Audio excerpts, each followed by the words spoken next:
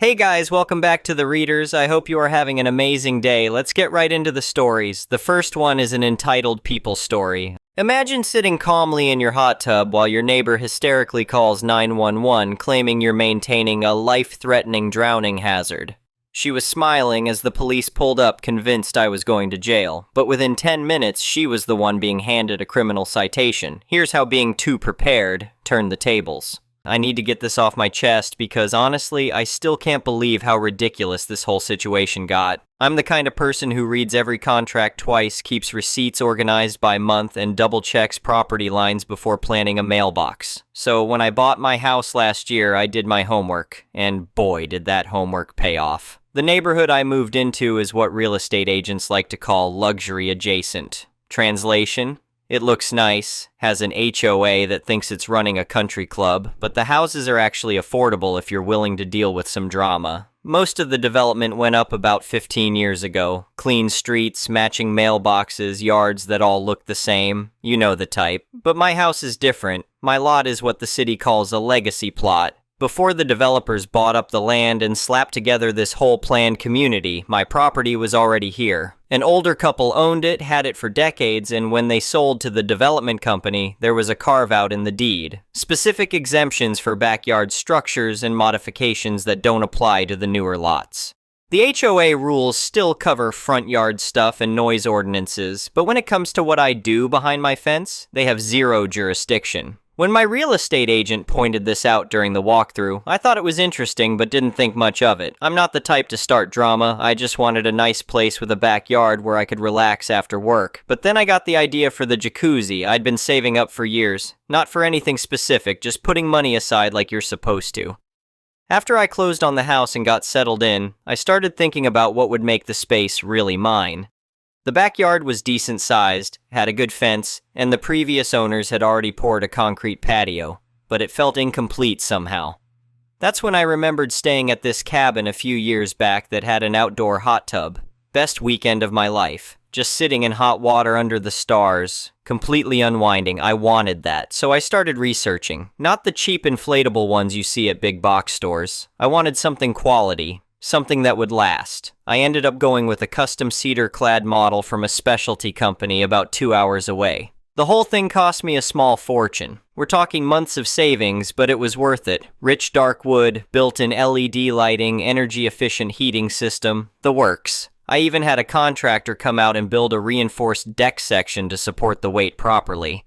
The permit process took forever. I had to submit plans to the city, get approval from the building inspector, have an electrician sign off on the wiring. I did everything by the book. The city planning department actually loved my lot situation. They sent me this formal notice of exemption document, all official with stamps and signatures, confirming that my property wasn't subject to the same restrictions as the rest of the neighborhood. I kept that paper in a waterproof folder along with my original deed and all my permits. Call it paranoid, but I had a feeling I might need them someday. Installation took 3 weeks. The crew was professional, everything passed inspection. And when they finally filled it up for the first time and turned on the jets, I felt like I'd made the best decision of my adult life. That first night I got in, I literally sat there for 2 hours just enjoying the peace. Steam rising in the cool evening air, jets massaging my back, stars overhead. Pure bliss. I'd been using it regularly for about a month when things got weird. My neighbor directly behind me had been friendly enough when I first moved in. We'd waved a few times, had one of those generic conversations about the weather over the fence, but I started noticing her watching me from her second-story window when I was in the tub. Not like a quick glance, but full-on staring. It was uncomfortable, but I figured maybe she was just curious about the setup. Then one Thursday evening, after a particularly brutal day at work, I decided to have a soak. I grabbed a cold drink, put on some quiet music from my phone, and slid into that perfect hot water. I'd been in there maybe 15 minutes, finally starting to feel my shoulders unknot when I heard footsteps on the other side of my fence. Before I could even process what was happening, a bright flashlight beam hit me right in the face. I'm talking the kind of tactical flashlight that could probably be used as a weapon. I squinted and held up my hand to block it. A woman's voice came from behind the light, sharp, authoritative, the kind of tone that expects immediate compliance. She told me that my setup was in violation of neighborhood standards, said something about aesthetic harmony, and how I needed board approval for any external water features. The whole time she kept the flashlight pointed at me like I was some kind of criminal. I stayed in the water, partly because I was comfortable and didn't feel like scrambling out half naked for someone being rude, partly because I could tell it was bothering her that I wasn't jumping to attention. I took a sip of my drink and calmly explained that my lot had different rules. Told her about the legacy exemption and that the HOA didn't have authority over unattached structures on my property. She actually laughed. Not a friendly laugh, but one of those dismissive sounds people make when they think you're an idiot. She said that was a fake loophole and that she'd been on the HOA board for 5 years and knew the rules better than some newcomer. Then she tried to reach over my fence. She was going for my phone, which was sitting on the deck ledge, and I realized she didn't want me recording this conversation. I moved the phone further away and very politely suggested she go back to her property. She stood there for another minute, flashlight still in my eyes, and then said I had until the weekend to drain the eyesore or I'd be facing $500 a day in fines. Then she finally left. I sat there in the cooling water, my relaxation completely ruined, and tried to process what had just happened. I knew I was in the right legally. I had all the documentation. But I also knew this woman, whoever she was, wasn't going to let this go. I got out, dried off, and went inside to do some research. Turns out my flashlight-wielding neighbor was the HOA vice president. I found her name on the neighborhood website under board members. There was even a photo of her at some community event, smiling like she wasn't the type to ambush people in their own backyards. The website listed her email and mentioned she was very dedicated to maintaining property values and neighborhood standards. The next day I got home from work to find a piece of paper wedged in my front door. It was printed on plain white printer paper, no official letterhead or anything, but it was titled "Cease and Desist" in big bold letters. The text was basically a repeat of what Flashlight Lady had told me the night before. Unauthorized water feature, violation of community standards, $500 daily fine starting Monday if I didn't comply. At the bottom she'd signed it with her name and her title as vice president. I took a photo of it, added it to my growing folder of documentation, and tossed the paper in my recycling. If she wanted to play this game, I was ready, but I wasn't going to engage on her terms. I was just going to keep living my life and using my completely legal jacuzzi. That evening I was back in the tub. I figured if she was going to harass me, I might as well enjoy my purchase while dealing with her nonsense. Sure enough, about 20 minutes into my soak, I heard her voice. But this time she wasn't at the fence. She was yelling from her upstairs window. She was saying something about disturbing the peace and running an illegal commercial operation. That I was operating a spa without a business license. The accusations were so absurd I almost laughed. I looked up at her window and gave a friendly wave. I even held up this rubber duck that came with the jacuzzi as a joke, like I was showing her how serious my illegal spa operation was. That apparently was the wrong move. I heard her window slam shut, and about 30 seconds later my front gate opened. I heard her stomping across my lawn. She came around the corner of my house and stood right there in my backyard, on my property, about 10 feet from where I was sitting in the water. She was shaking, actually trembling with rage, and she started screaming at me. Every sentence was louder than the last. Something about health hazards and property values and how I was destroying the neighborhood. I stayed completely calm, which only seemed to make her angrier. Then she pulled out her phone and very dramatically announced she was calling 911 because there was an illegal drowning hazard on the property and a public nuisance in progress. I watched her dial, watched her put the phone to her ear, and I smiled because I knew exactly how this was going to end. She was talking to the dispatcher using terms like life-threatening situation and emergency response needed. She said there was an illegal structure creating a drowning risk and that the property owner was refusing to comply with safety regulations. She made it sound like I had some kind of death trap in my backyard that was endangering the entire neighborhood.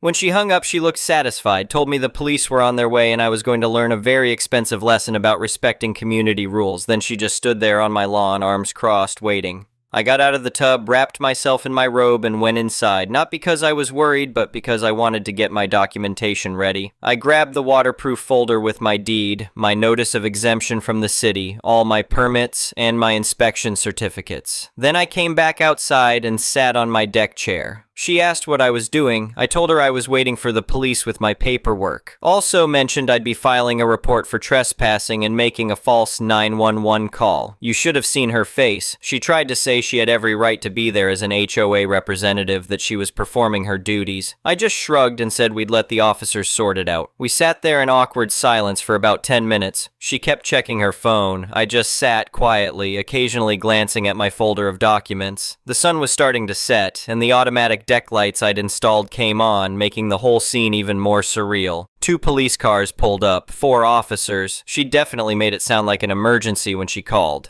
They came through my side gate and she immediately started talking. Rapid-fire explanations about HOA violations and illegal structures and how I was refusing to comply with neighborhood regulations. She said the jacuzzi was electrically unsafe and that I was trespassing on HOA-regulated common space, which was a complete lie. One of the officers held up his hand and asked her to slow down. Then he turned to me and asked for my side. I stood up, kept my voice calm and friendly, and said I'd be happy to explain. Told them I owned the property, that my lot had a special exemption from certain HOA rules, and that I had all the city permits and inspections for the jacuzzi. Then I added that I'd like to report my neighbor for trespassing on my private property and filing a false police report. The lead officer asked if he could see my documentation. I handed him the folder, and he started going through it with his flashlight. His partner came over to look too. They spent a few minutes reading through everything, occasionally asking me questions about dates and the permit process. I answered everything directly and honestly. Meanwhile, the other 2 officers were talking to my neighbor. I could hear her voice getting higher and more agitated. She kept saying things like, "But I'm the vice president and this is clearly a violation and you need to make him remove it." The lead officer handed my folder back and told me my paperwork was in perfect order. Everything was legal and properly permitted. Then he turned to my neighbor and the conversation got very interesting. He asked her why she'd called 911 and reported a drowning hazard when there clearly wasn't one.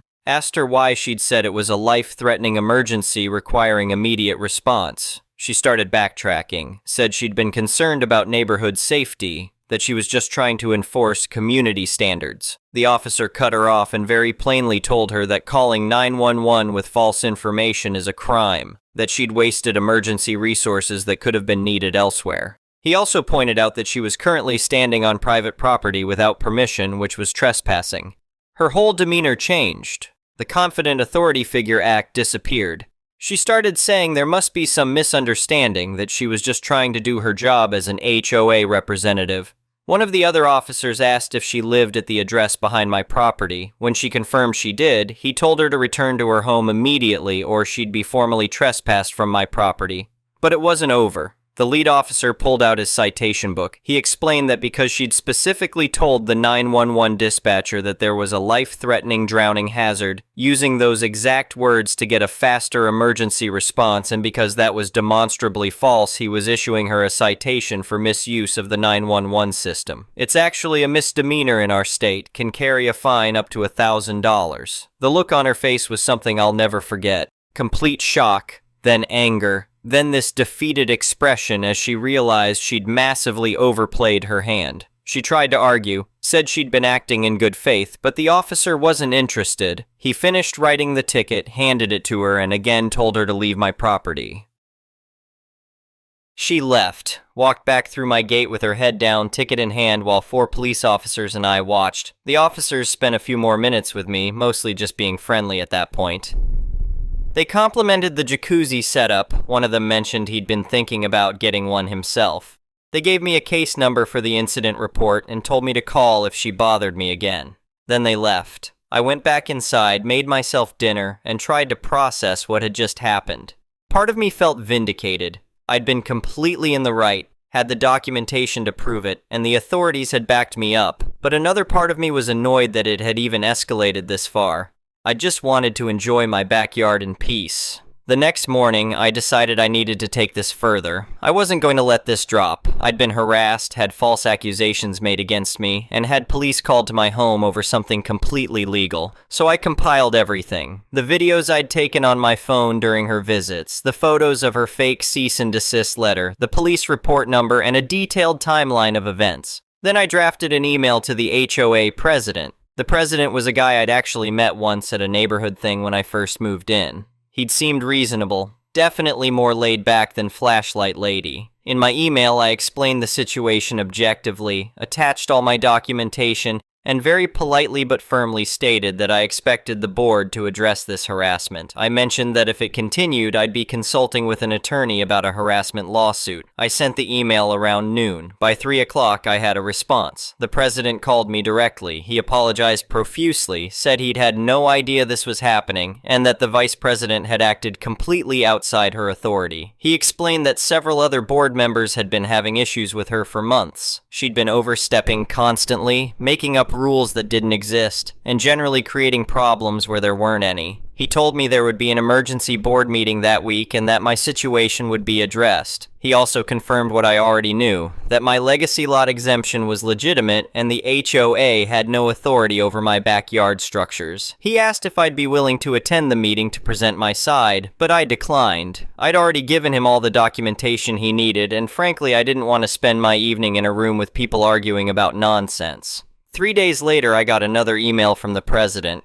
The board had voted to remove the vice president from her position. Not just demoted, completely removed. He didn't go into all the details, but apparently my situation had been the final straw. Several homeowners had come forward with their own stories of harassment and overreach. The board had decided that keeping her in any leadership position opened them up to too much legal liability. He also mentioned that they were revising their enforcement procedures to make sure board members understood the limits of their authority, especially regarding properties like mine with special exemptions. He thanked me for bringing the issues to their attention and said I shouldn't have any further problems. I appreciated the response, but I also wasn't taking any chances.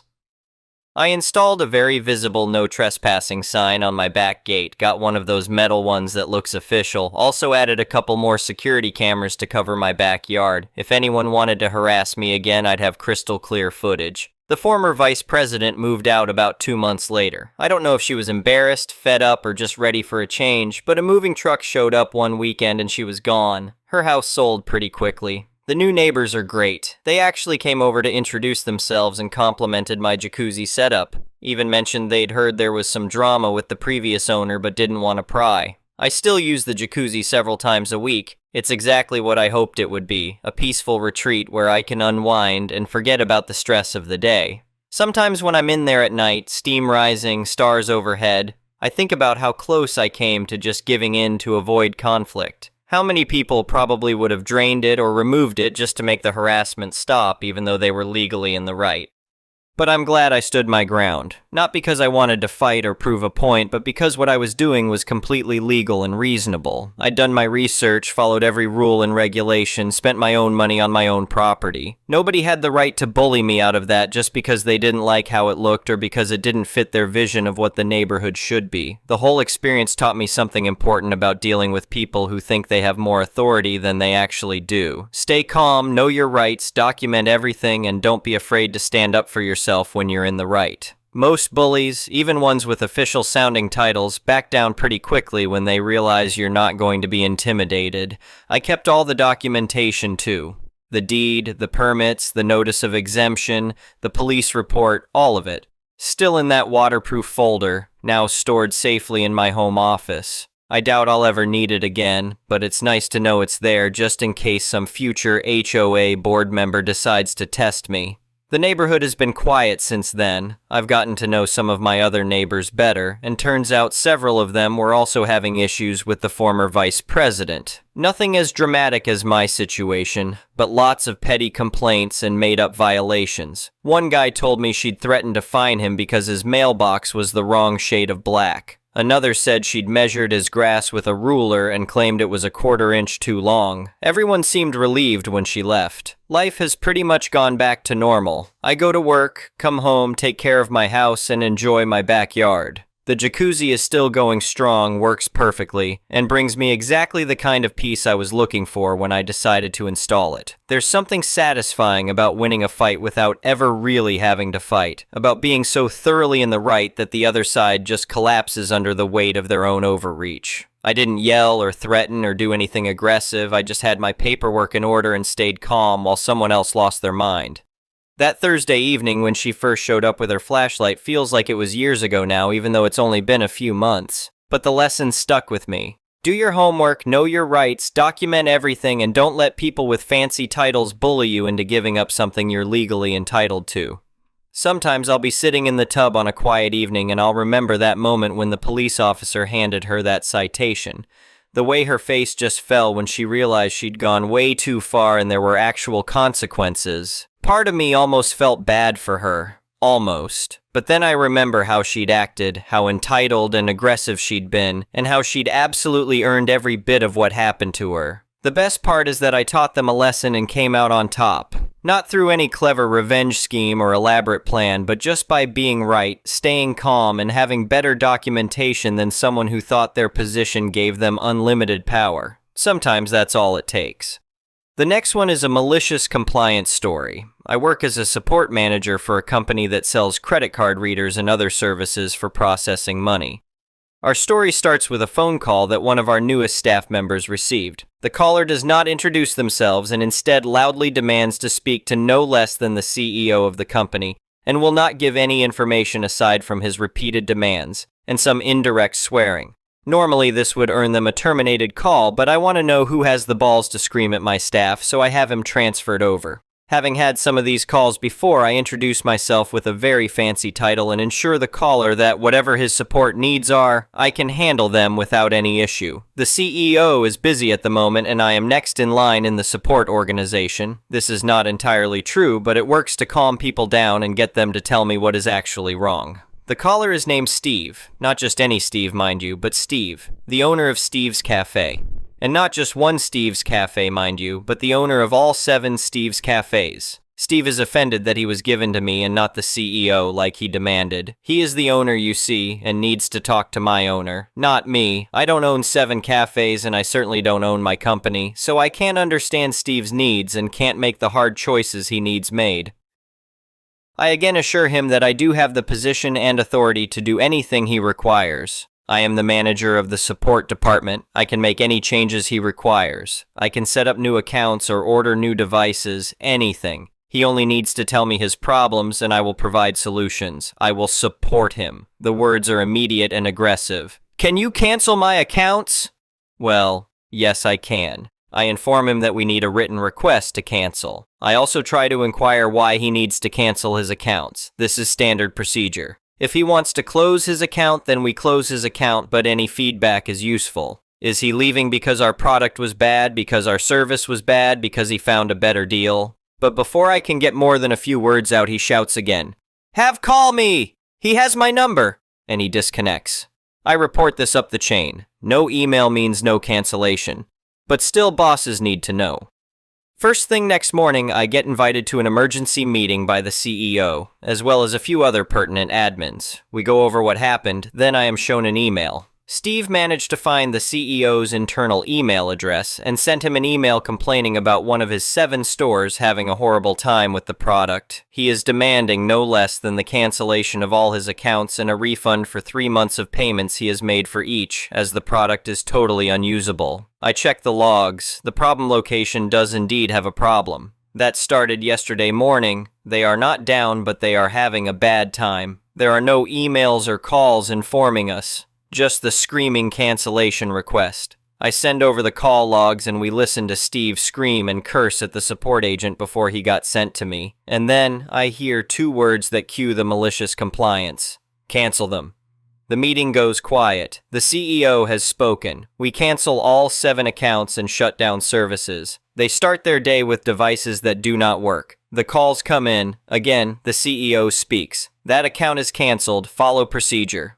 So each manager calls me frantically explaining that nothing is working. The staff apologetically tell them that their account was canceled per their owner's email. We can no longer provide support. Shortly thereafter, the owner calls in, once again screaming to turn them back on. Uncancel them this instant. Get the devices working. He is losing money. I check with the CEO, and after receiving a nod, I say, "Per your request made over the phone yesterday and your email this morning, your accounts have been canceled." Steve just gets madder and says he didn't mean to actually cancel them. He just wanted to let us know what would happen if we didn't fix his issue. He continues to yell. I let the CEO know, and at his request, I transfer Steve to his office phone.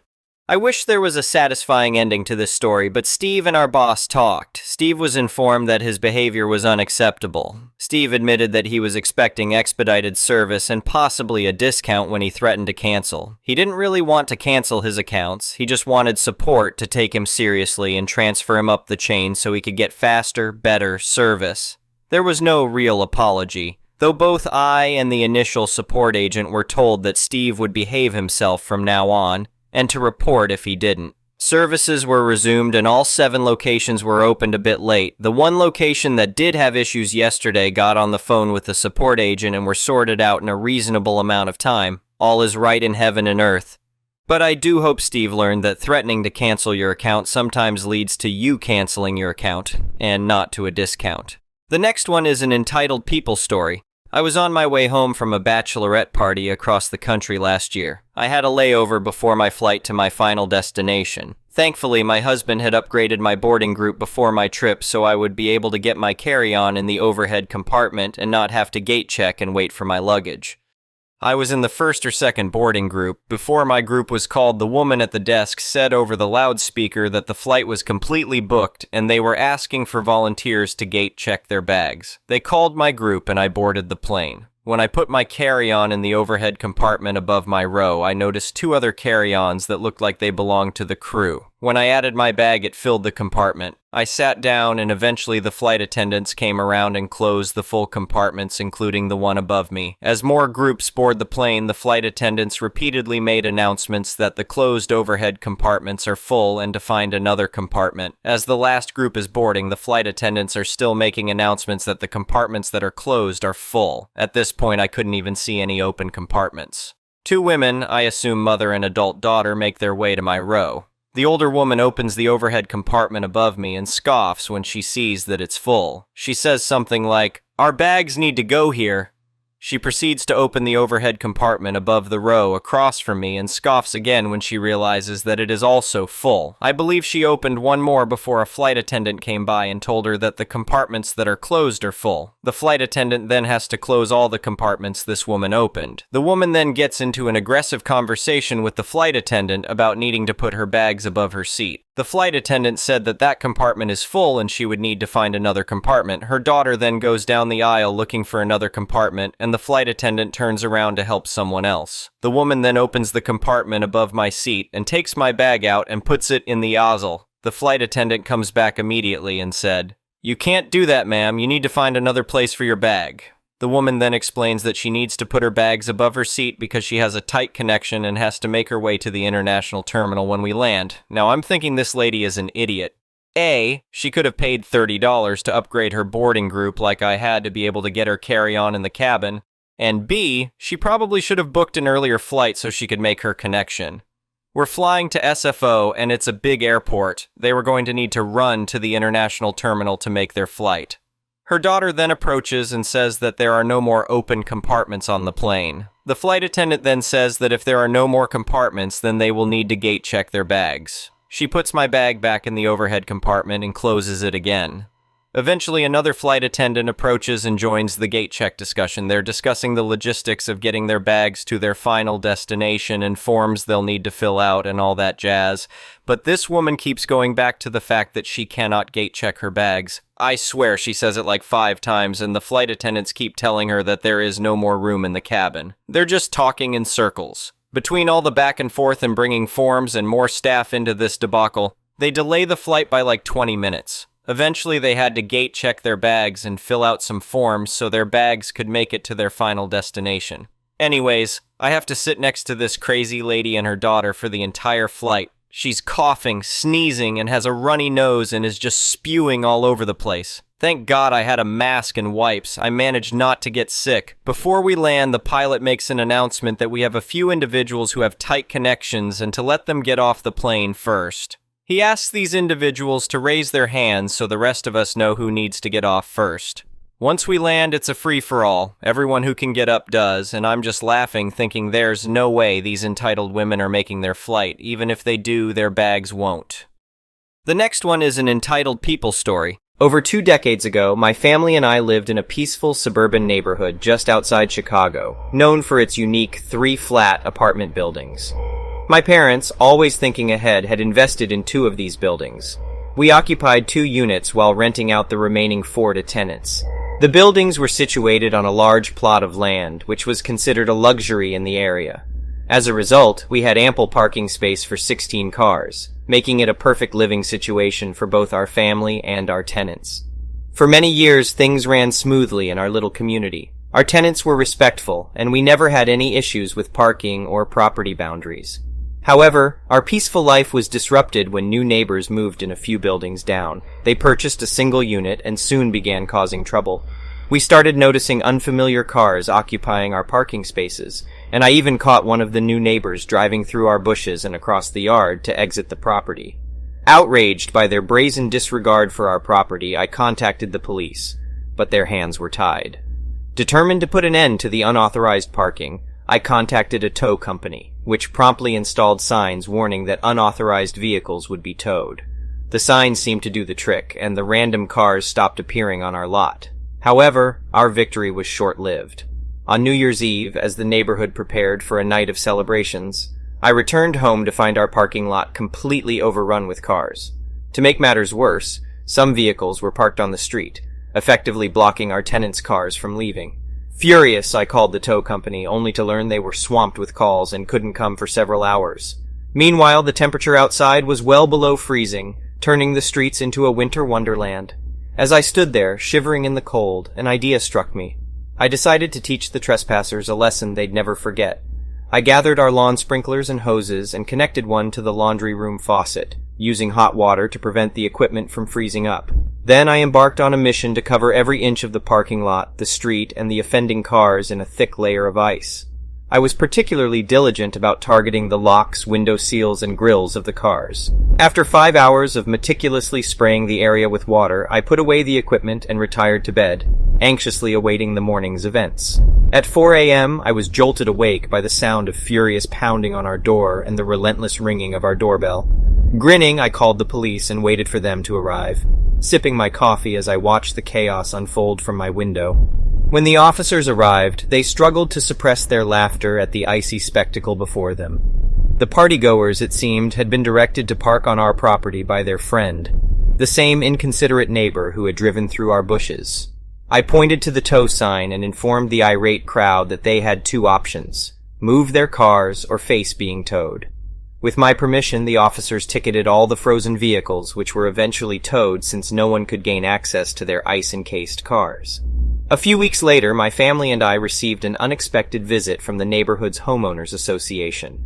They had caught wind of our frosty retribution and, to our surprise, wanted to recognize us for taking a stand against the ongoing parking issue in the community. They awarded us a certificate of appreciation and even vowed to implement new measures to prevent unauthorized parking in the area. Our actions had not only caught the attention of the neighborhood but also inspired change. However, this wasn't the end of our story.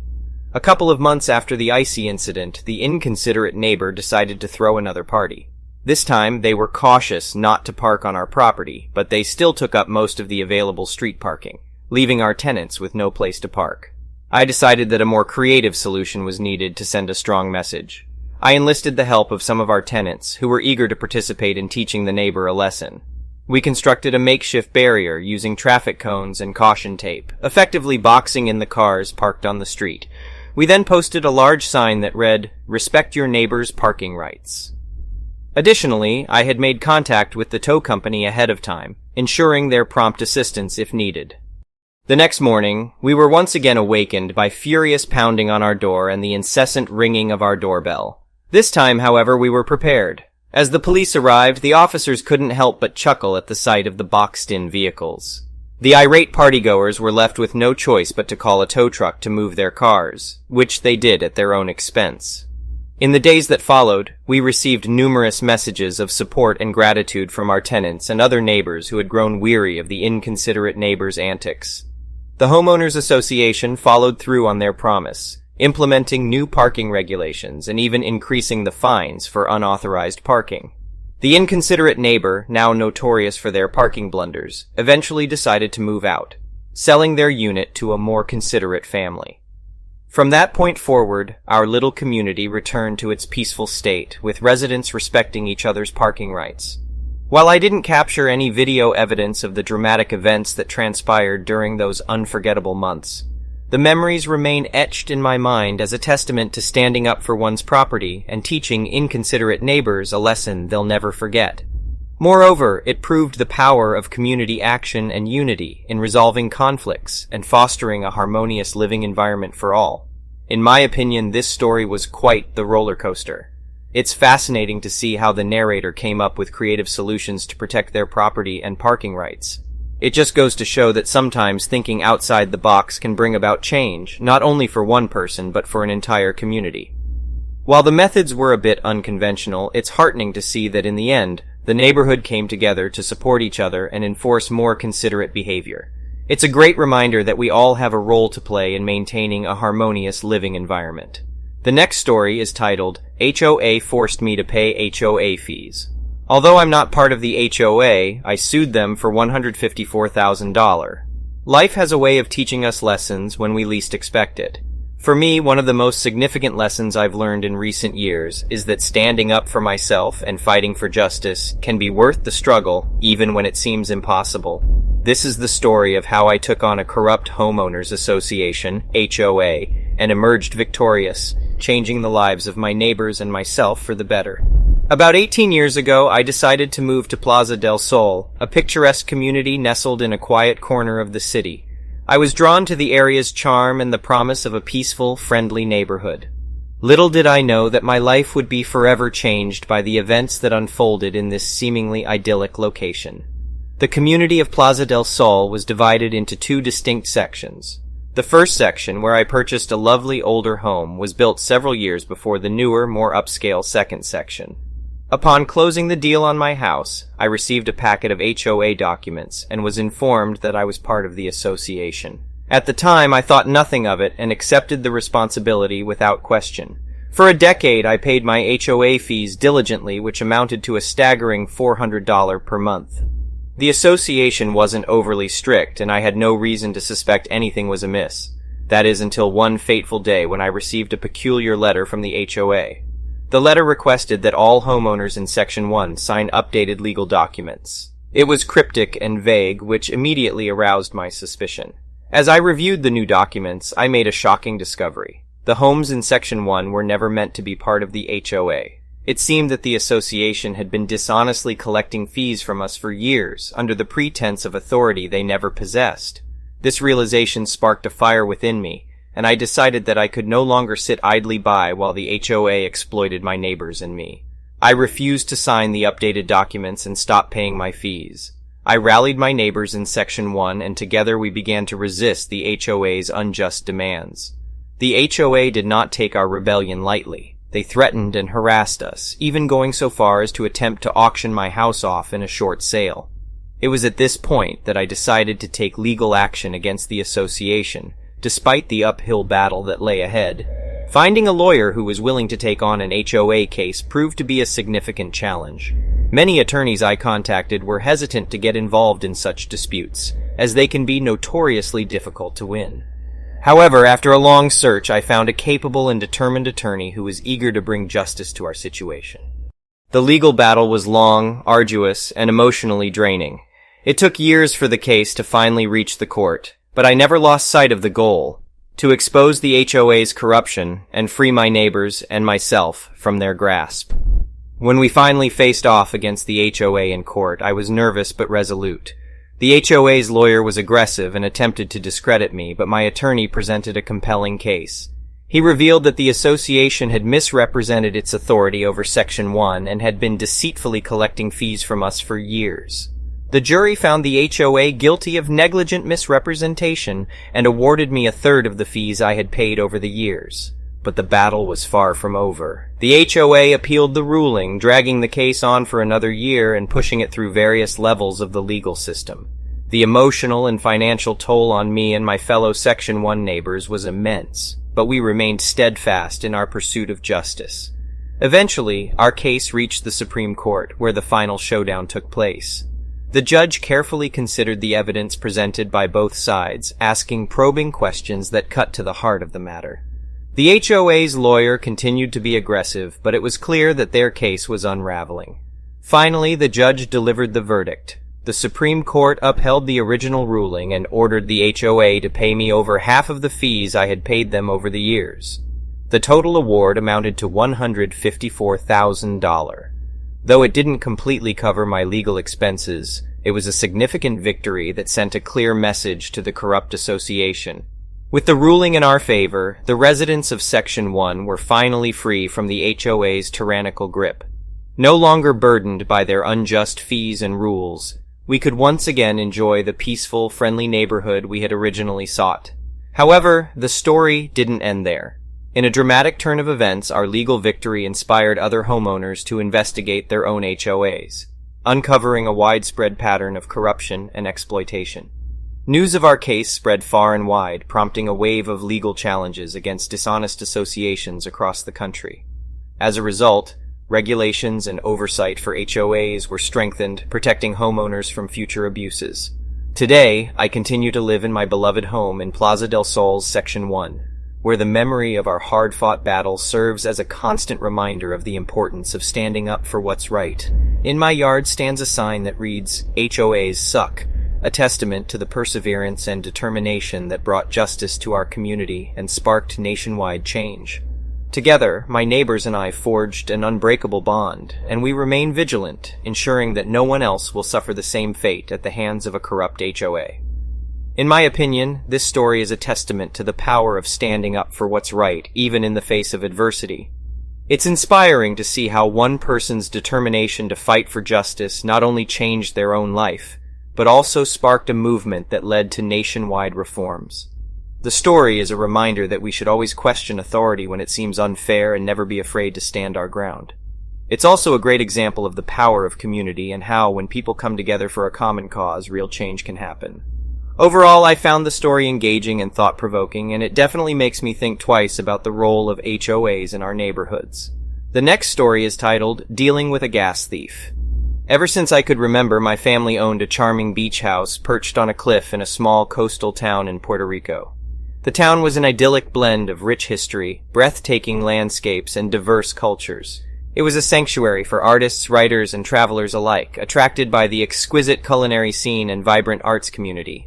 Growing up, I spent many summers in that quaint beach house, surrounded by the lush greenery and mesmerizing turquoise waters.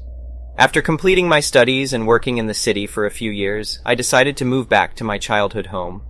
I yearned for a slower pace of life, a chance to reconnect with nature, and the opportunity to nurture my own creativity. My beach house became my haven, a place where I could work remotely and escape the chaotic urban life. One major challenge of living in such a remote area was the frequent power outages during the rainy season. As a digital freelancer, a stable internet connection was essential. To ensure my work remained uninterrupted, I relied on a gasoline generator. It wasn't the most eco-friendly solution, but it allowed me to maintain a semblance of modern living in this beautiful, rustic setting. A few months after moving back, a new neighbor arrived in town. He lived a couple of houses down the cliffside path and had a vintage Chevy van from the 70s parked outside his home. The van was a work of art, adorned with vivid psychedelic patterns and gleaming chrome accents.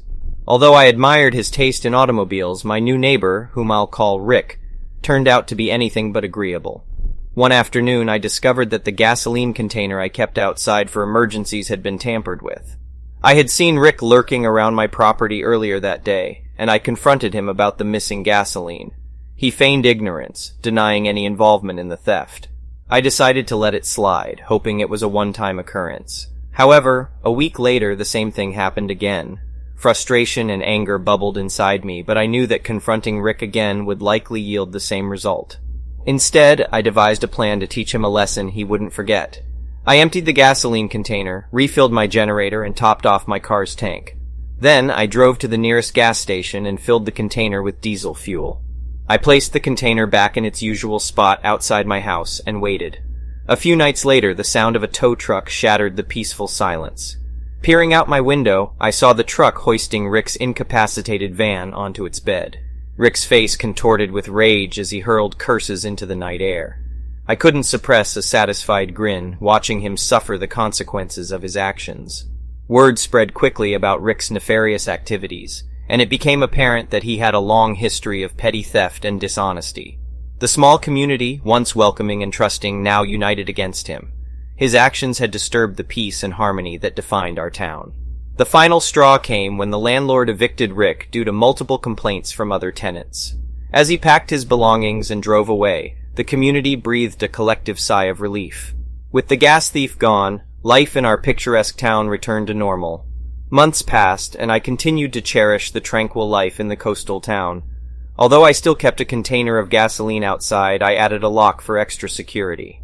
The dramatic incident with Rick had become a distant memory, a reminder that even in paradise there can be trouble. Update. Sometime later I learned that Rick had relocated to another part of the island.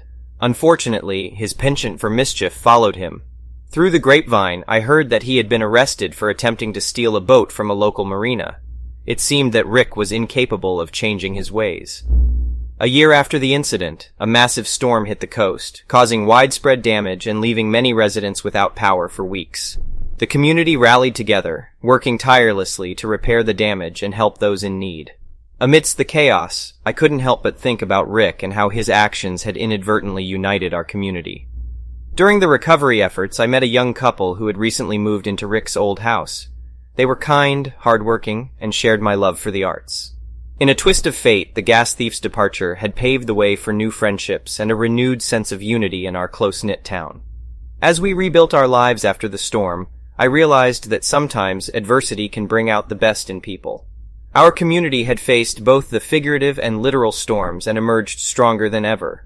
The once troubled beach house down the path had become a symbol of hope and resilience, a testament to the power of a united community. As for Rick, I occasionally heard updates on his misadventures. He continued to drift from place to place, leaving a trail of anger and distrust in his wake. While it was disheartening to know that some people never change, I was grateful that our community had come together to rise above the darkness he had cast over our once peaceful town. In the end, the story of the gas thief became a pivotal moment in the history of our coastal community.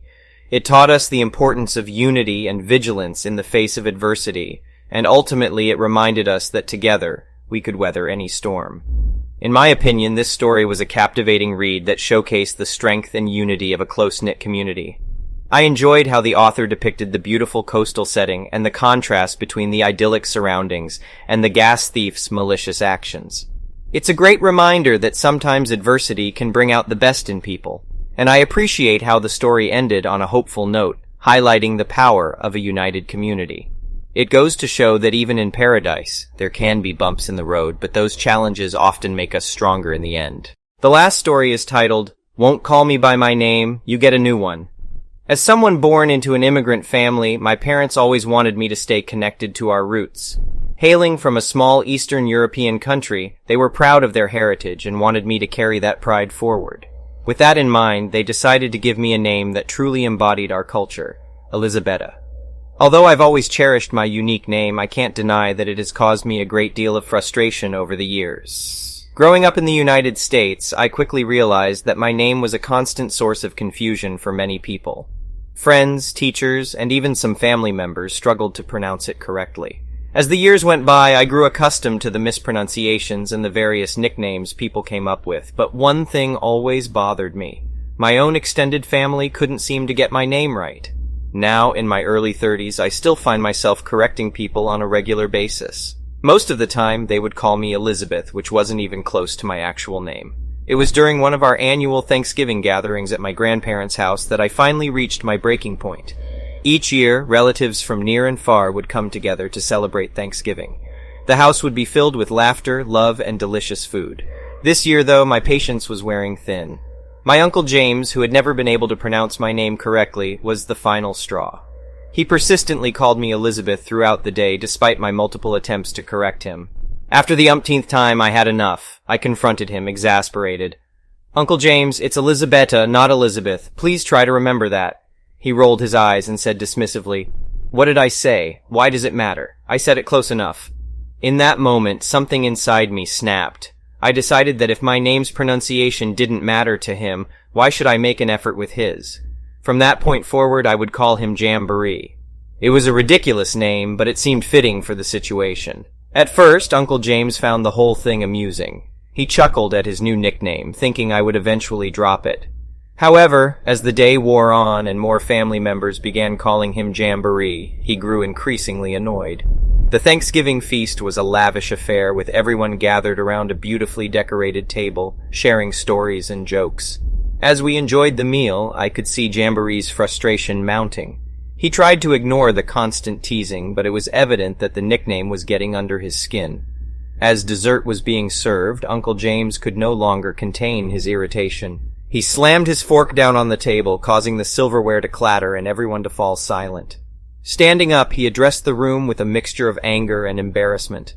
"All right, I've had enough. I get it, Elizabetta. I didn't realize how much it bothered you. From now on, I promise I'll make an effort to get your name right," he conceded, his face flushed with frustration. Feeling a mix of relief and sympathy, I decided it was time to end the ordeal. "Thank you, Uncle James. I appreciate it," I replied sincerely. The next day, as we all pitched in to clean up the aftermath of the feast, I overheard Uncle James quietly practicing my name, repeating it under his breath. It seemed he was genuinely determined to get it right. Months went by, and to my delight, Uncle James consistently addressed me by my proper name. It was a small victory, but it meant the world to me. I could see that he was making a genuine effort to respect my identity, and it brought us closer as a family. As Thanksgiving approached again the following year, I was both excited and apprehensive. I hoped that the progress we had made would last, and that this year's gathering would be free of any name-related drama. To my surprise and relief, not only did Uncle James continue to call me Elizabetta, but other family members seemed to have taken notice of his efforts, and were making a conscious attempt to get my name right as well. However, just when I thought the day would pass without incident, a new issue arose. My cousin Amanda, who had recently married a man from a different cultural background, introduced her husband Kieran to the family. Throughout the evening, I noticed that some family members were struggling to pronounce Kieran's name, and it brought back memories of my own experiences. Determined to prevent another family member from experiencing the same frustration I had, I decided to take action. I proposed a toast during the meal, drawing everyone's attention. "Family," I began, "we come from a rich cultural heritage, and it's important that we respect and honor each other's names. As someone who has faced this challenge myself, I'd like to ask all of us to make an effort to get Kieran's name right, just as Uncle James has done with mine." Uncle James, sitting across the table, gave me a knowing smile, and everyone raised their glasses in agreement. It was a poignant moment that not only helped bring our family closer together, but also highlighted the importance of recognizing and respecting the diverse backgrounds that made our family unique. From that day on, our family gatherings became a celebration of not just togetherness, but of the rich tapestry of cultures that we all represented. Names were no longer a source of frustration or confusion, but a symbol of the love and respect we had for one another. And as for Uncle James and me, our bond only grew stronger with each passing year, as we both learned the power and significance of something as simple as getting a name right. In my opinion, this story is a great reminder of the importance of respecting each other's names and cultural backgrounds.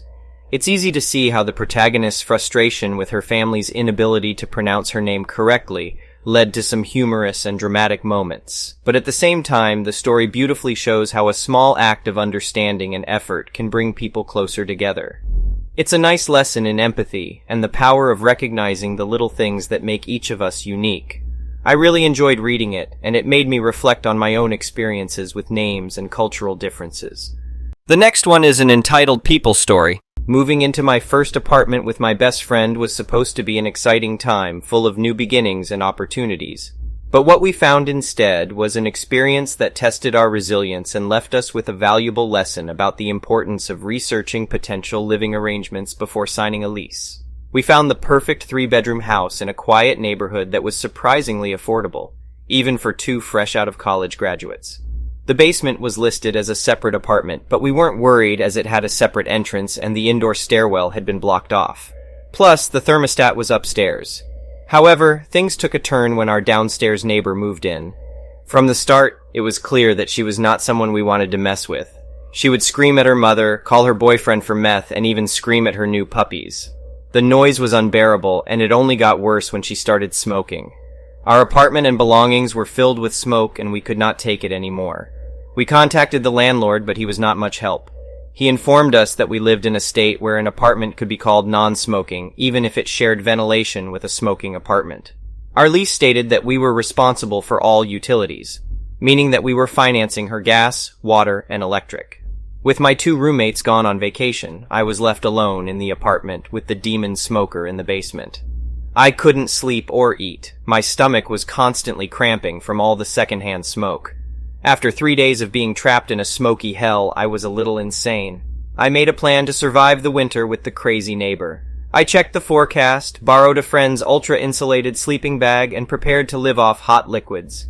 I turned off the heat and braced myself for the cold. It was a challenge, but I managed to survive the freezing temperatures. The neighbor screamed and complained, but I knew I had to tough it out. Finally, after 6 long days, she left, and I could breathe a sigh of relief. I thought it was all over, but little did I know that the worst was yet to come.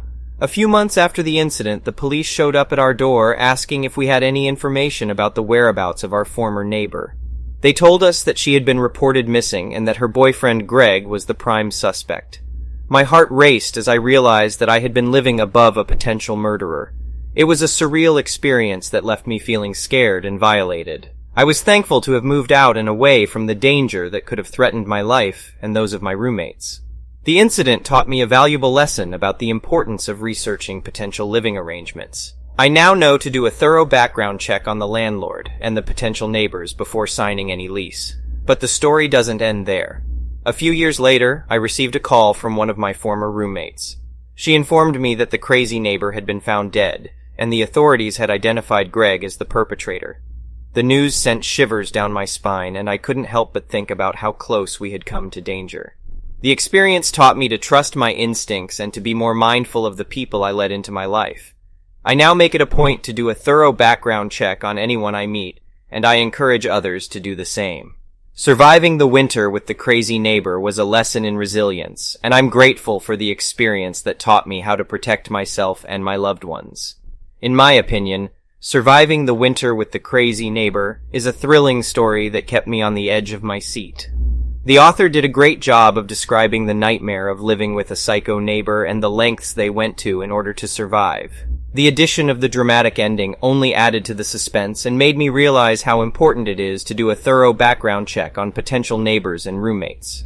Overall, it's a cautionary tale that serves as a reminder to always trust your instincts and take precautions to protect yourself. The next story is titled, "The Neighbor Who Tried to Claim My Home and Pool as Her Own."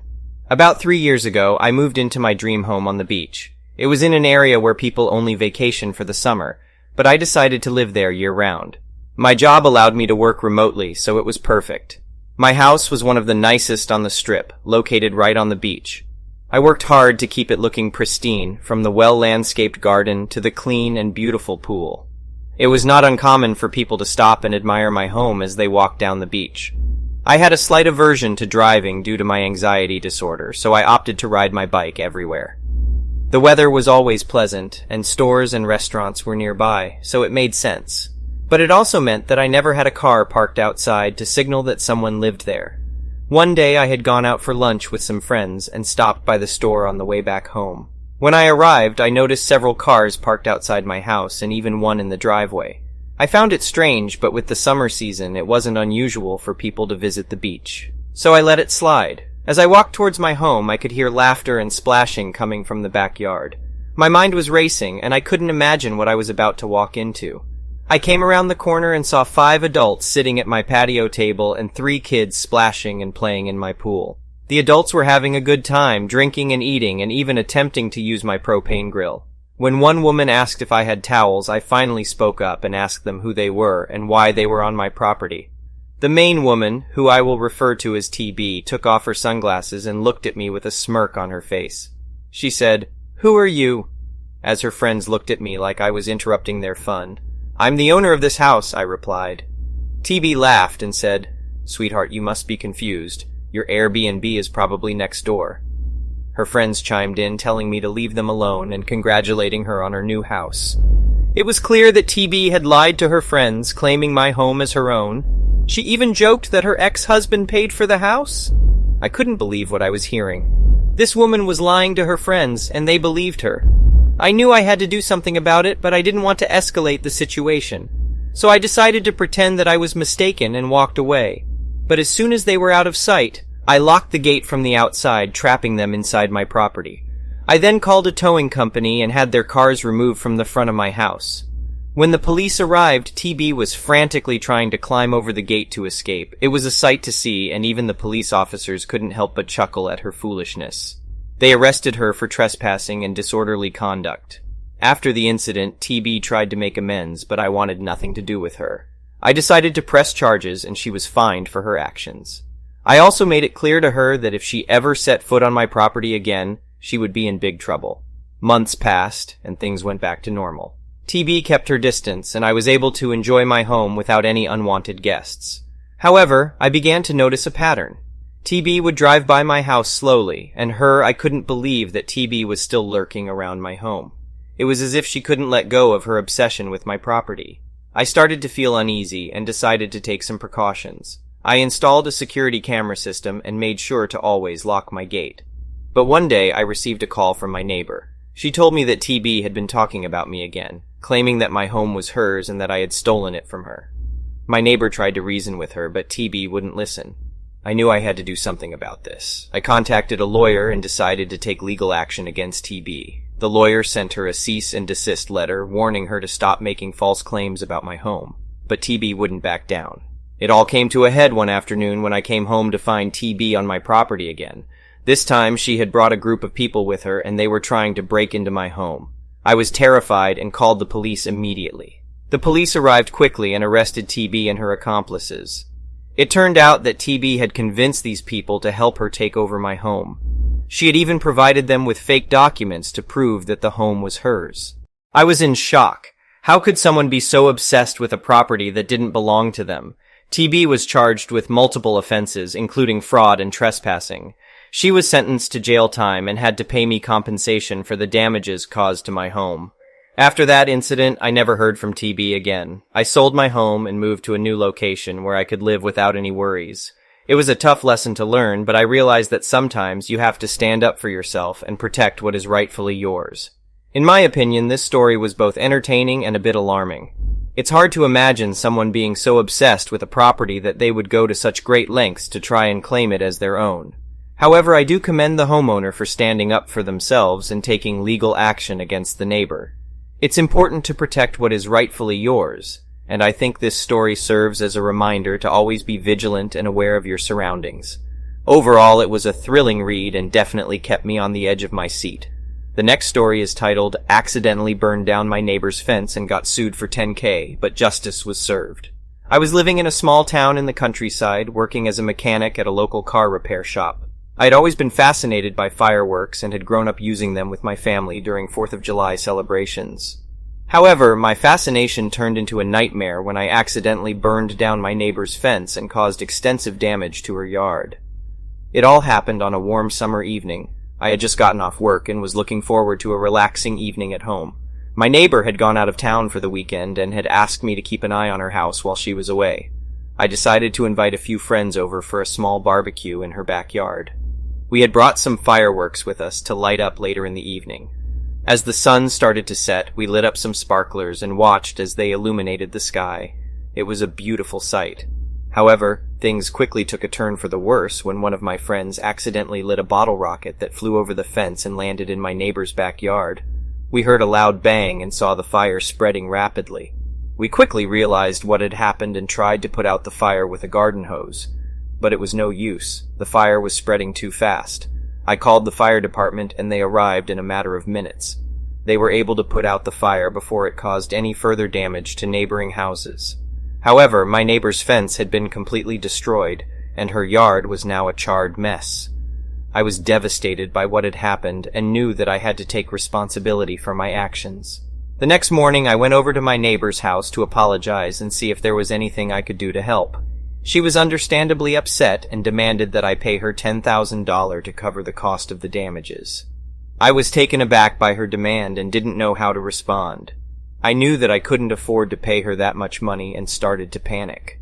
I decided to seek legal advice and hired a lawyer who specialized in property damage cases. He advised me to get an estimate for the damage and to negotiate with my neighbor. I followed his advice and got an estimate from a reputable contractor. The estimate came out to be $3,500, which was still a lot of money, but a lot less than what my neighbor was asking for.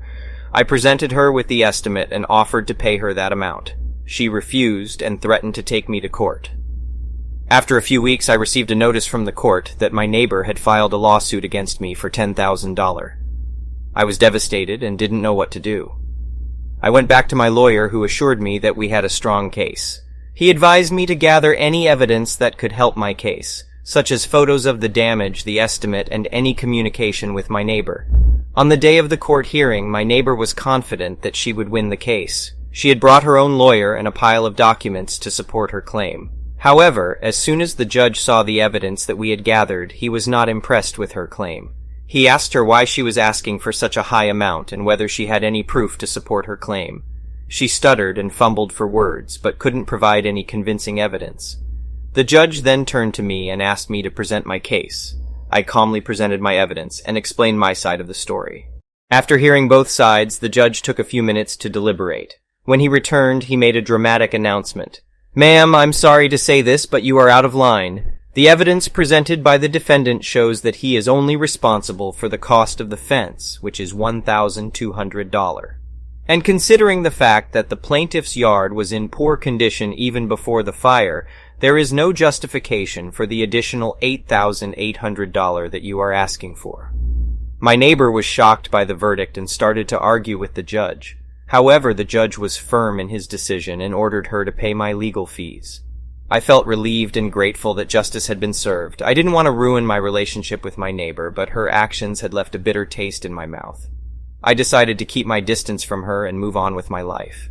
Months went by, and I had almost forgotten about the incident. However, one day I received a call from my lawyer. He told me that my neighbor had filed another lawsuit against me for defamation. She claimed that I had spread false rumors about her on social media and had caused her emotional distress. I was shocked by her accusations and knew that they were baseless. I had never spoken ill of her to anyone, let alone on social media. My lawyer advised me to gather any evidence that could prove my innocence. I spent hours combing through my social media accounts and found nothing that could support her claims. I even reached out to my friends and family members to see if they had heard anything about me spreading rumors. They all denied having any knowledge of such rumors. The day of the court hearing arrived, and my neighbor was once again confident that she would win the case. She had brought her own lawyer and a stack of papers to support her claim. However, this time I was ready for her. I had brought all the evidence that I had gathered, including screenshots of my social media accounts and witness statements. When the judge asked her to present her evidence, she struggled to come up with anything substantial. She stuttered and fumbled, trying to make her case. However, it was evident that she had no proof to support her claims. I presented my evidence and explained that I had never spoken ill of her to anyone, let alone on social media. After hearing both sides, the judge took a few minutes to deliberate. When he returned, he made another dramatic announcement. "Ma'am, I'm sorry to say this, but your claims are baseless. The evidence presented by the defendant shows that he has never spoken ill of you on social media or otherwise. You have wasted the court's time and resources by filing this frivolous lawsuit. I hereby order you to pay the defendant's legal fees and to refrain from filing any further lawsuits against him." My neighbor was once again shocked by the verdict and stormed out of the courtroom. I felt relieved and grateful that justice had been served once again. I realized that I had learned a valuable lesson from this incident. I had to be careful with the fireworks and take responsibility for my actions. I also learned that I had to stand up for myself and fight for what was right. In the end, my neighbor moved away from the town and I never saw her again. I learned that forgiveness is key to moving on, and that holding grudges only leads to more pain and suffering. I am grateful for the support of my friends and family during this difficult time and for the justice that was served. In my opinion, this story was a roller coaster ride of emotions. I couldn't believe the nerve of the neighbor trying to milk the defendant for such a large sum of money. It was satisfying to see the judge put her in her place and rule in favor of the defendant. The twist ending with the second lawsuit was unexpected, but it was great to see the defendant stand up for himself and prove his innocence. Overall, it was a well-written story that kept me engaged from beginning to end. The last story is titled, Revenge at the Wedding. My wedding day was supposed to be the happiest day of my life. I had finally found the woman I wanted to spend the rest of my life with, and I was ready to make that commitment. However, my younger brother Todd had other plans. Todd had always been the favorite child in our family. He was born with complications and had to stay in the ICU for a month, so my parents doted on him and gave him everything he wanted. As a result, he grew up thinking the world revolved around him. He always made himself the center of attention at family events and never cared about anyone else's feelings. When I proposed to my girlfriend Michelle, I wanted to elope, but she insisted that we have a small wedding and invite our families. I agreed, even though I knew that Todd might ruin the day. Sure enough, during Michelle's father-daughter dance, Todd proposed to his girlfriend Lucy. It was a selfish move that ruined the moment for Michelle and her father, and I knew I had to do something to get back at Todd. After the wedding, I talked to my best man Jim, and we came up with a plan. We hired a woman to pretend to be Todd's side piece. She cornered Todd and Lucy at a restaurant and claimed that she was pregnant with his baby. Todd denied it, but the woman had his phone number, and I had messed with his phone to incriminate him. Lucy threw the ring back at Todd and left in tears. I felt a sense of satisfaction knowing that I had gotten back at Todd, but I also felt guilty for what I had done. I had stooped to his level, and I wasn't proud of it. However, I couldn't bring myself to apologize to Todd, even though he was my brother. A few months after the wedding, Todd and Lucy broke up. It turned out that Todd had cheated on her with multiple women, and Lucy couldn't forgive him. Todd blamed me for their breakup and refused to speak to me or Michelle. My parents tried to mediate, but they were also upset with me for ruining Todd's proposal. I regretted what I had done, but I also knew that Todd had brought it upon himself. He had always put himself first and never cared about anyone else's feelings. I had finally stood up to him, and I had no regrets. Update. A few years later, I received a call from Todd's ex-girlfriend, Lucy. She had met someone new and was getting married. She wanted me to be her wedding planner. At first, I was hesitant to take the job, but Lucy assured me that Todd wouldn't be there, and it would be a fresh start for all of us. I agreed to be her wedding planner, and I worked hard to make her wedding day perfect. When the day finally arrived, everything went smoothly, and Lucy was happy. However, as I was packing up my things, I saw Todd walk into the venue. I froze. I didn't know what to do. Todd looked at me with anger in his eyes, and I knew that he was there to confront me. I tried to avoid him, but he cornered me and started yelling at me. He blamed me for ruining his life and causing him to lose Lucy. I tried to explain that it was his own fault, but he wouldn't listen. The argument escalated, and before I knew it, Todd had punched me in the face. I fell to the ground and he continued to kick me. It took several people to pull him off me, and by the time they did, I was bleeding and bruised. I filed a police report and pressed charges against Todd. He was arrested and charged with assault. It was a shock to our family, but at the same time, it was a relief to know that he was finally facing the consequences of his actions. During the trial, Todd pleaded guilty and was sentenced to community service and anger management classes. He apologized to me and Lucy, but I couldn't bring myself to forgive him. Our relationship was forever strained, and I knew that it would never be the same again. After the trial, I received a call from my parents. They apologized for not seeing things from my perspective and for always favoring Todd. They realized that they had enabled his behavior and that it was time for him to take responsibility for his actions. It was a small victory, but it meant a lot to me. As for me and Michelle, we continued to live our lives and build a future together.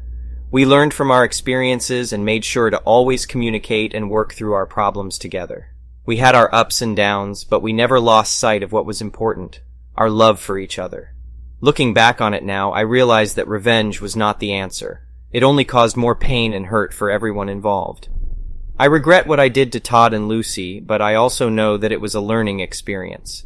I learned that sometimes it's better to let go of the past and focus on the present and the future. Life is too short to hold grudges and seek revenge. Instead, we should focus on forgiveness, understanding, and love. In my opinion, Revenge at the Wedding is a compelling story that shows how family dynamics and unresolved issues can lead to dramatic consequences. While seeking revenge may seem satisfying in the moment, it often only leads to more hurt and pain. I think it's important to communicate with our loved ones and work through our problems together, rather than resorting to drastic measures. Overall, the story is a good reminder to prioritize forgiveness, understanding, and love in our relationships. The next one is an entitled people story. I never thought I'd be the cause of such a significant loss for anyone. But alas, my story begins with my neighbors and their peculiar love for cars, and ends with a costly mistake that they'll never forget. For as long as I can remember, the Johnsons have lived next door to my family. They are a relatively wealthy family with a penchant for collecting cars. It's quite a sight to see their 9 vehicles parked all over the street. They always park at least 2 of those cars directly in front of my house, which has been a persistent annoyance for my family and me. According to the local regulations, cars can't be parked in the same spot for more than 48 hours. However, the Johnsons never seem to care about that rule. What's even more peculiar is that their large driveway, which can easily accommodate 4 cars, remains empty. They once told me that they think parked cars in driveways look tacky, and they prefer the unobstructed view of their manicured lawn. To me, it seemed like a strange preference, considering they barely used half of their 9 cars. In 2021, I noticed that they were building a second unit behind their main house. The construction was incredibly fast, taking just under a month to complete.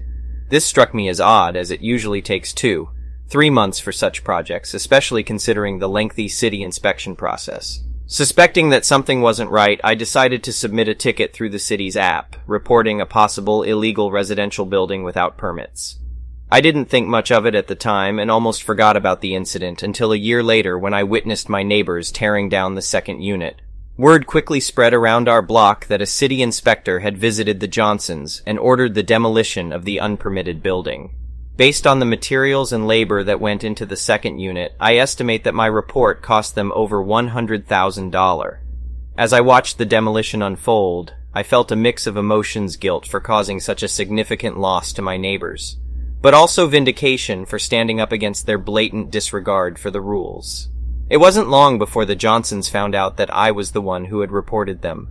I could feel the tension between our families rise, and every encounter became a battle of icy glares and terse exchanges.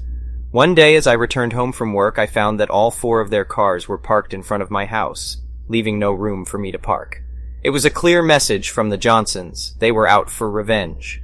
I knew I had to put an end to this feud before it escalated any further.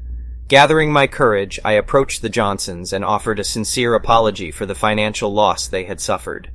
To my surprise, they seemed to appreciate my honesty and were willing to discuss a truce.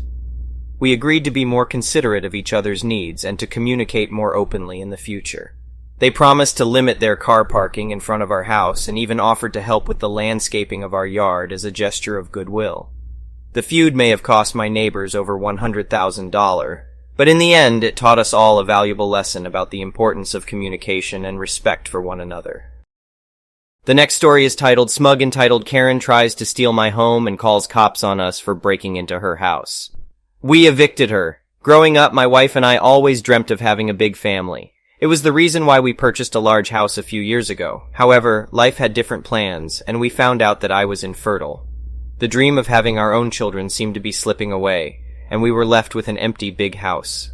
The silence in the house was deafening, and we decided it was time to fill it with some life. As an alternative, we started hosting friends and acquaintances who needed temporary shelter. This way, we were able to help others and have some company. We soon decided to rent out one of our 4 bedrooms to a more permanent tenant. My wife posted about the available room on the neighborhood's Facebook page, and we informed a few neighbors, hoping someone would be interested. A few days later, a young woman named Karen, who was 23 years old and had a seemingly charming personality, showed up at our door. She explained that she was working from home due to the pandemic and needed a quiet place because her parents were too noisy. Without giving it much thought, we agreed to let her stay, relieved that we had found someone. I showed Karen around the house, informed her about the house rules, and allowed her to choose her bedroom. She picked the most spacious room with the best lighting and the nicest bathroom. She mentioned that her job required her to be on video calls frequently, so the room suited her needs perfectly. Things started going downhill soon after she moved in. Karen would take food from our fridge without asking, and she would even drink from my cup. Her loud music would keep me awake at night, and she would throw parties with complete strangers in her room. Her entitlement and disrespect for our home was becoming unbearable. Months passed, and Karen's behavior never improved. She continued to be a nuisance, not paying rent for 4 months and constantly taking advantage of our hospitality. After discussing it with my wife, we decided it was time for Karen to go. Over breakfast one morning, we broke the news to Karen, asking her to leave our home. She became furious and threatened us, saying we would regret this decision. Moments later, the police arrived, summoned by Karen, who falsely accused us of breaking into her house. Fortunately, we were able to prove our ownership of the house, and the police told Karen to leave immediately. Karen packed her things and left, and we began the arduous process of cleaning and repairing the room she had damaged. After days of hard work, we were finally able to restore our home. A week later, as my wife and I were watching a movie in the living room, we heard a loud crash. A car had driven right into our living room, barely missing us. The driver was none other than Karen, intoxicated and seeking revenge. She slurred, "I told you that you're going to regret it." I was in shock and disbelief. I called the police, who arrived quickly and arrested Karen for driving under the influence, driving without a license, and endangering our lives. It was only after her arrest that we felt truly safe in our own home. The ordeal with Karen left a lasting impact on us, but we learned a valuable lesson about the importance of setting boundaries and protecting our home. The next story is titled, "My Revenge on My Cheating Ex-Husband with the Help of His Own Mistake." It was a sunny afternoon when I received a call from my attorney. "We won!" he said with excitement in his voice. "Your ex-husband's company is filing for bankruptcy, and he's lost everything." I couldn't help but smile to myself. After what he had put me through, he deserved every bit of it. My ex-husband had cheated on me with his coworker, and after discovering the affair, I had filed for divorce. During the proceedings, he had made some grave mistakes that I had used to my advantage, one of which was his involvement in a major embezzlement scheme at his company. I had used that information to force him to pay me a substantial alimony and child support, which had caused him a lot of financial trouble. But that wasn't enough for me. I wanted revenge for all the pain and heartache he had caused me. So I had come up with a plan with the help of my attorney. We had started an investigation and found out that his new girlfriend was a nurse at a local hospital, and they were having an affair. My attorney told me that we could report her to the State Board of Nursing and get her license suspended, and that's exactly what we did. We waited until the divorce was finalized, and I made sure to have a clause in the settlement that I wouldn't say anything negative about their relationship. But his attorney made the same mistake my ex-husband did. They didn't ask if I had already filed charges against her. When the Board of Nursing responded to my complaint, I told them that it would take a subpoena to get me to testify, and they were happy to oblige. They suspended her license, and she lost her job. My ex-husband was furious and tried to blame me for ruining their lives, but I didn't care. I had won. A few years later, I received an unexpected update from my attorney. He told me that my ex-husband had hit rock bottom and his girlfriend had left him. He had nothing left, and it was all because of his own mistakes. I couldn't help but feel a sense of satisfaction. Justice had been served, and I had come out on top. But it wasn't until a few years after that, when I received a letter from his ex-girlfriend, that I realized the extent of my revenge. She had sent me a copy of a hotel receipt from the night they had spent together, just like I had done with her. It was clear that she had been hurt by him just as much as I had, and my actions had inadvertently helped her in her own divorce proceedings. I couldn't help but smile to myself as I read the letter. My revenge had not only punished my ex-husband, but had helped another innocent victim. It was a satisfying feeling, knowing that justice had been served in the end. The next story is titled, "Old Man Parks His Car in the Middle of the Road. Somehow, I'm at fault?" It all started on a sunny Saturday morning.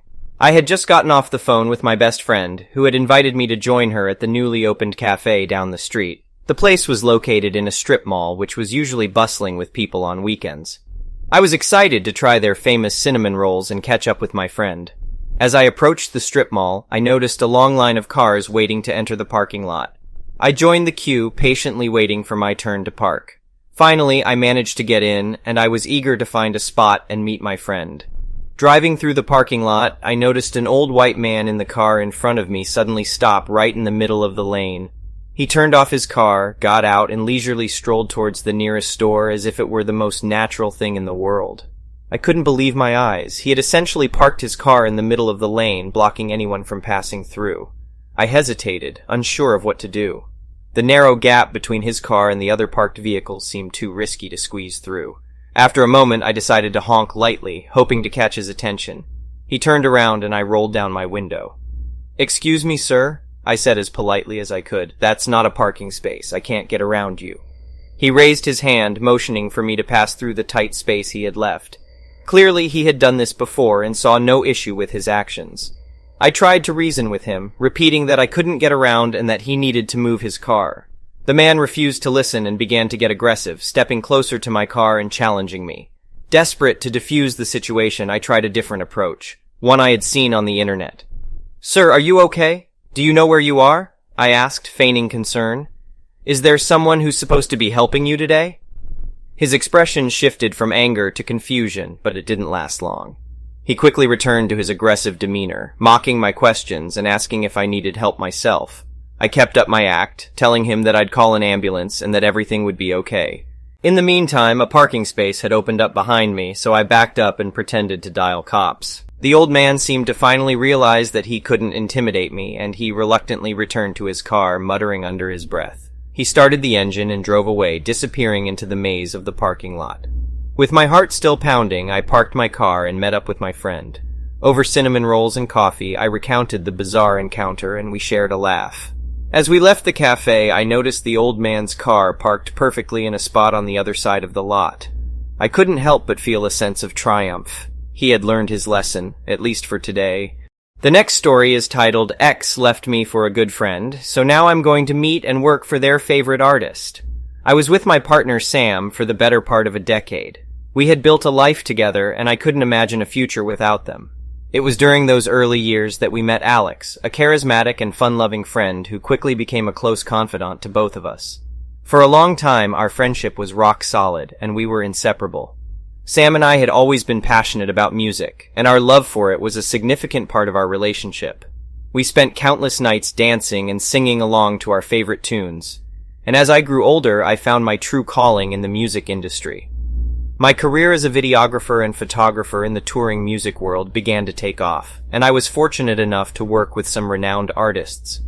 However, this meant I had to spend long hours away from home, which strained my relationship with Sam.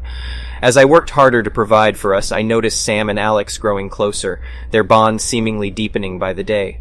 The change in their dynamic made me increasingly uncomfortable, and I started to feel left out. They eventually confronted me about the idea of a polyamorous relationship, which I couldn't wrap my head around. When I refused, Sam chose Alex over me, shattering my heart in the process. The fallout was brutal. Sam tried to turn our mutual friends against me, causing deep emotional scars that I still struggle with.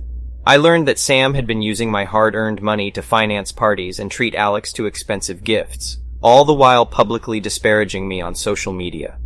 My mental health took a nosedive, and I lost my business, my sanity, and nearly my will to live. During this dark period, I realized that living well was the best revenge I could have.